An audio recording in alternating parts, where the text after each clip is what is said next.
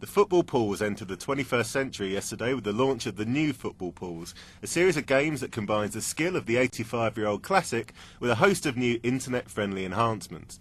Mirror.co.uk caught up with one of the new football pools' expert pundits, former Liverpool and England legend John Barnes, to get his tips on how to predict match results and also his views on Cristiano Ronaldo, Gareth Barry, Paul Ince and why he thinks Chelsea will win the title next season.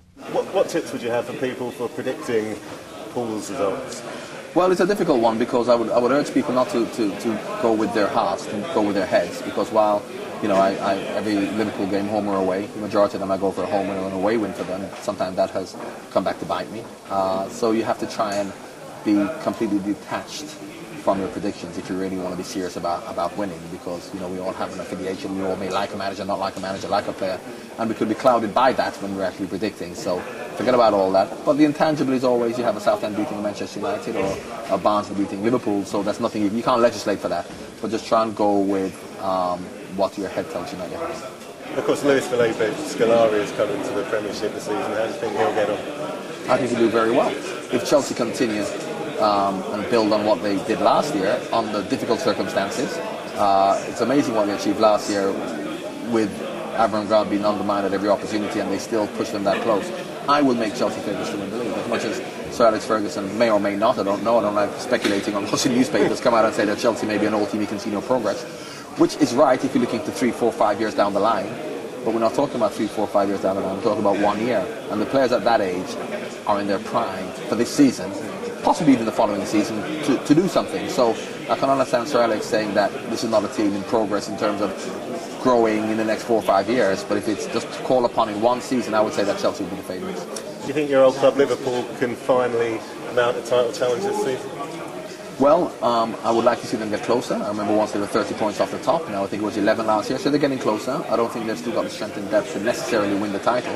I don't want to upset Tottenham, but I think Robbie Keane would be a very, very good signing for them. Probably the most important signing, even more so than Gareth Barry, in my opinion, because I think a lot of pressure is on Gerrard and Torres to create and to score. And I think that from a scoring point of view, a creating point of view, a work ethic point of view, a link point of view, Robbie Keane is a fantastic player when you want to improve your attacking momentum.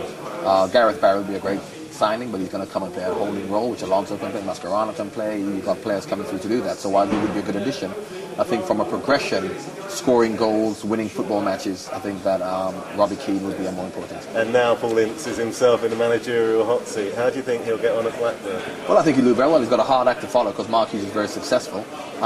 Mark Hughes also has not a hard act to follow, but coming from Blackburn, whereby he really was, not as far as the Alex Ferguson of Blackburn, but he can make any decision. He's now under pressure at Manchester City. Paul Ince has a hard act to follow, but I'm wishing him well, and I'm sure he's up to the task. If the players will be respectful of him and do what he says, rather than, because Blackburn have always been a club with a good work ethic, a right amount of humility, a good team ethic, and as long as they can retain those characteristics and those elements to their game, I'm sure that he'll be successful. Just as to whether the players now feel a little bit more comfortable because they're not under as much pressure, because now the manager will get the blame if it doesn't work, not them. Whereas on the Mark Hughes, they would have got the blame. So hopefully they won't take their foot off the pedal and work as hard for him as they did for Mark Hughes. And as a former player yourself, how did you react to Sepp Blatter's comments about the whole Ronaldo situation and football being a modern form of slavery? Well, I don't know, 120 grand a week. I think, my forefathers were slaves and never got paid that much money, I can tell you. Right. And I'm sure they wouldn't complain if they did. So, this unfortunate choice of words. And football, for me, in the old days, the clubs had too much power. These days, players have too much power. A happy medium is fine, because the clubs make a big commitment to players. And while players have a short career, so they have to make the decision that's right for them, I completely understand that.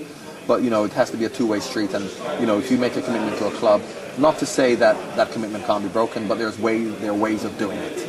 And unfortunately, these days, players can engineer and manufacture. And, do you blame agents? Do you blame the media? Who do you blame? But it's just not a good situation to be in, the way that it's actually been done at the moment. Have we gone too far down that road now? Can we ever get back to that happy medium? We can get back. We can get back once we start paying more importance to the team ethic. That is why I was so happy when Greece won the European Championship 4 years ago, and you see what Turkey and Russia have done. Whereas, because individual players, no matter how great you are, you need your teammates, you need the team, and you have to be more respectful for the team. And once we stop pandering to individuals, and we can get success with that pandering to individuals, who will show you that, fine. These players can't demand that, and if they do, it won't dampen our success or our ability to be successful.